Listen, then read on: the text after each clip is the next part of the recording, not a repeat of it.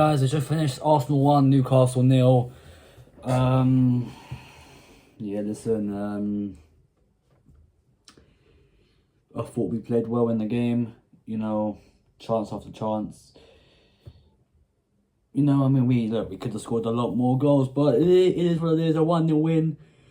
I take it, and we take it by the scruff of the neck, and we take second place, and we go again next season. Obviously, we still got one more game to go of the season. Of course, being Southampton away. And listen, it's not, it's not the end of the world at all. This year's been a very up and down season. It's been hectic. It's been crazy. It's been one of them seasons that I've looked at it and I thought, yeah, just get it over and done with, and we move on to the next one. I'm saying we've been unlucky with the injuries. I'm not blaming the injuries for us not winning the title or the Champions League or whatever. But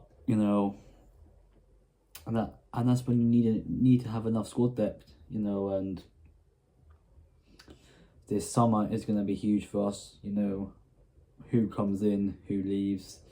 I can name a few players probably who be leaving already: Kieran Tierney, Jorginho, Zinchenko, maybe even they're the only three I can think of at the moment. Yeah, and then Raheem Sterling, and then Neto back to their parent clubs. And listen, that summer transfer window, it cost us. It cost us at the start of the season, and yeah, listen, it's not the end of the world. It really isn't. We can always go again. We need to. Again, it's disappointment. We've been left in a position where I just can't stop believing, and I go into every season, with the same attitude, thinking to myself, we can do it, and we are going to do it. And then it gets to around March, April, and we just piss around, and we just do something very stupid that really pisses me off, and not just me, but other fans in general, and we just absolute fall apart big time. And listen, I know it's not easy to be playing for a big football club like Arsenal, and I know it's not easy to win titles. I get that, but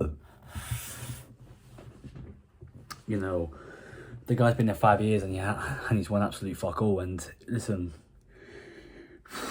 I will back this team, for however long I need to. I will keep believing. I will keep going into every season and just believe we can win something. And next year, I truly, really do believe we will win something. We have to, surely. We have to. We can't be going into next season with the mindset of thinking, what, we ain't winning fuck all again. I want to win the big ones then next year. Bring us a Premier League title. Bring us a Champions League. It will be the dream. We've let it slip away from us again this year. It's heartbreaking. It is. I know how hard these players actually try, and I know I come on here and I say what I think about these players, all the time, and I don't mean it one bit. I know how hard these players work. I know how hard these, every single one of these players, I know how hard they all work off, and I know how they've, how hard they really tried this year to give everything, and they've given everything. They've given all they could, and they just run out. They just run out of steam too early. It's the best way to put it. This team is giving everything, and I'll always love this club no matter what happens. And it's heartbreaking. It's emotional. Trophyless again this year. I'm really happy for Palace yesterday because, of course, they won the FA Cup, and the talk is that Eddie Nketiah has gone from Arsenal to Palace, and in his first year he's won something. And listen, no matter what happens, I'm always going to be Arsenal through and through. Regardless of who wins that Europa League on Wednesday night. As much as I really want Manchester United to do me a favour, You know, regardless of that result, you know, it's always... Arsenal's always going to be in my heart somewhere, and it's just the truth in it, because I can't, you know, I just can't bear the thought of supporting a different team. You know, I've grown up in North London my whole life. You know, for people who know me on it personally, I was born in Ireland, and my family are United fans. That's why, obviously. Well, not just because my family's United fans, but because I despise Spurs with everything, you know. And it's disappointing, you know. I've been alive 16 years. I'll be 17 in October, so it's gonna be 17 years that I've been alive and I've never seen my club win a title. You know, there's Leicester fans that have been alive my age and have seen their club win a title. They were what, around eight or nine. Do you know what I'm saying? It's heartbreaking, you know, it's really heartbreaking. And, you know, we just got to put our heads up. We just got to sign some quality players in the summer. And we just got to go again next season. And we just got to give everything again. You know, this year we've given 110%. Next year I want to see 130, 140%. You know, I want to see everything next year. I want to see us be top of the tree at Christmas. I want us to be... Because the talk is that this manager has until Christmas to determine whether we're going to win the title or not, and I get why people think that from now until Christmas is going to be a very, very big time for Mikel Arteta and Andrea Berta and the backroom staff, and to sort this mess out of the club, and to sort out and to get rid of all the dead wood and everything. And, you know, like I said, it's not the end of the world. You know, we just go again next season and give everything again. You know, these players, like I said, I'm really proud of these players. I am every season. I have been proud of these players since day one of starting this channel. You know, this channel's going to be, what, 4 years old in September? I can't believe that, man. It's mad how time flies. It's crazy. It's really crazy how time flies like that, man. But that's another video for another day. I'm gutted we didn't win the Premier League again, but all I can do now is sit here and think to myself, we have Southampton next weekend, you know, have a nice... Go there and maybe smash in 6 goals, because we got nothing to play for, you know, the pressure's not there. In the last game of the season, you know, we always intend to play well, so give it a shot, you know, maybe even give the players some minutes like Kieran Tierney, and who, by the way, yeah, I want to say something about Kieran Tierney quickly. You know, one thing I want to say about Kieran Tierney is what a servant to the club he's been. You know, what a guy, what a player, what a guy. You know, his attitude is just absolutely phenomenal. You know, if you watched the All or Nothing documentary and you saw what Rob Holding was saying about how he knows what his role about how he knows about his role with the club, and how he knows he's not first choice. That's what Kieran Tierney knows. And he's like, yeah, do you know what? I'm calm with it. I'm not going to argue with it. It's my role. And I respect that.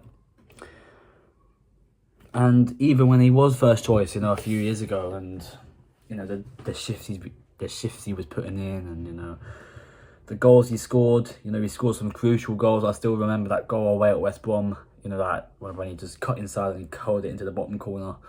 I remember that goal, and yeah, that was during COVID actually, funny enough, and it was snowing up there as well. So, do you know what? I've got to say well done to Kieran Tierney. You know, he's been a great servant for this club. I wish him all the best next year at Celtic. Go win some titles up there, man, because you deserve it. You know, he's been a phenomenal left back for the club.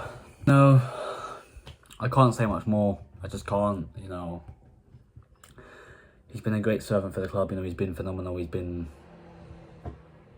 called upon when he's been needed to, and he's been... I'm going to miss him, man. I'm going to miss Tierney, man. I used to have a Tierney shirt. It doesn't fit me no more. Had Tierney 3 on the back. It was the 2021, 2022 third shirt, the blue one with all those lightning bolt patterns in it. It was that one. I had Tierney on the back, and some player, man. You know, he'll forever be one of my favourite ever left backs to play for Arsenal. Not just because of the things he's done off the pitch, but because of what he's like off the pitch. And You know, he deserves another clap, man. You know, Kieran Tierney, man, what a guy. What a guy, man. I'm going to miss him. I'm going to really miss him. You know, I love the guy. I really love Kieran Tierney, man. And it's emotional speaking about this kind of stuff on here. But yeah. What a guy. What a player. And listen, it is what it is. He's got to leave, and it is that simple. And yeah, it's going to be a big summer ahead, like I said, you know. Clear out all the dead wood, you know, and see what happens, really. And go again next year and push for this title and win this title. Because by May next year, I'll be 4 months away from being 18. I don't want to reach 18 and my club hasn't won the Premier League. You know, that will be 18 years of me being alive while my club ain't win the Champions League. So yeah, Premier League title. So yeah, listen, I'm not going to get into the player ratings for this game because I wanted to speak about other things, you know, give players appreciation posts and stuff. And yeah, it's just been an up and down season. You know, I'm Arsenal till I die, and that will never change. And you know, I'm so proud of these players, man. This group of players, you know, I'm really proud of them. You know, for everything that they've done this season, and you know, I can't be mad at them. You know what I'm saying? At the end of the day, they're professional footballers and they play for my club. So you know, I've got to be honest. On to Southampton away next weekend. You know, last game of the season. Just play football. That's all I say. Play football. You know, I'm not asking for much more. I'll see where we go from there. So yeah, listen. If you're new around here, smash like on the video, subscribe if you haven't already, and I'll see you lot soon. I'm out of here.